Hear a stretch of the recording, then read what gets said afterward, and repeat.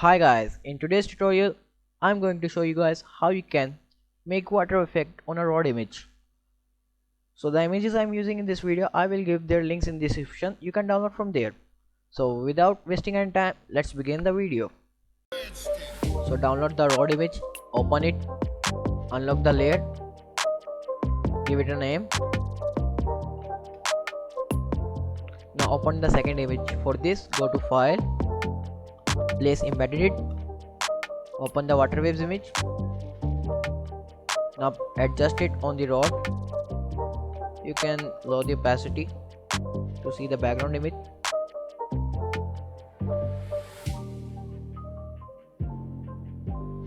Adjust it, check it. Now change back the opacity to 100. Now change the blending mode of it from normal to overlay. Now you can see the effect, but we don't need this and this area to be affected. So let's remove this. For this, add a layer mask. You can click this icon for adding layer mask, or you go to layer mask, reveal all. Now select the brush tool by clicking this icon, or you can simply press the B button for selecting the brush tool. And take care of one thing, that the foreground color have to be black.